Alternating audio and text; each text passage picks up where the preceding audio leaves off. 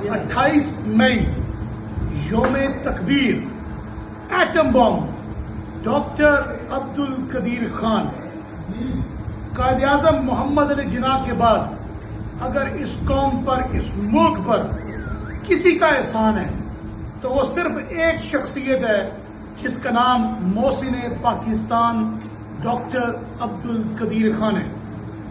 थोड़ी देर के लिए सोचिए, इस वक्त अरब ममालिक के पास दौलत की अंबार है, पैसा बेशुमार, सोना बेशुमार, तेल के ज़खायर बेशुमार, लेकिन उसके बावजूद वो जगह जगह पर इसराइल के हाथों शिकस्त से दोचार हो रहे हैं। बुनियादी वजह एक तो अय्याशी में पड़ जाना, दूसरी उनके पास एटम बम नहीं है, जो कि अल्हम्दुलिल्लाह पाकिस्तान के नसीब में डॉक्टर अब्दुल कदीर खान की बदौलत आया।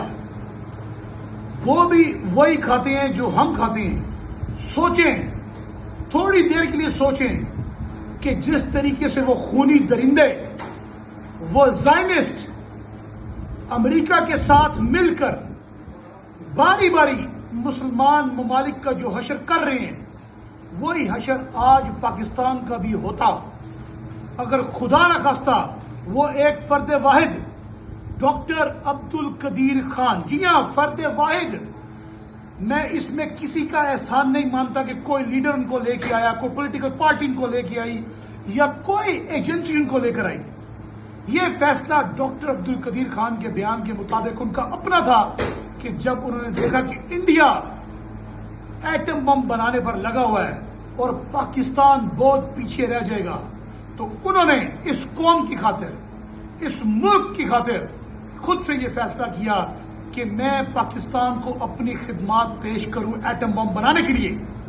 और वो दिन आया जब पाकिस्तान ने एटमी तजर्बात करके दुनिया को हैरान कर दिया। इसके ऊपर जितनी मर्जी, जो मर्जी पॉलिटिकल पार्टी क्रेडिट लेने की कोशिश करे, गेमें खेले, वो एक अलग इशू है, लेकिन किसी का एहसान आज तक कायद आज़म के बाद इस मुल्क पर नहीं है।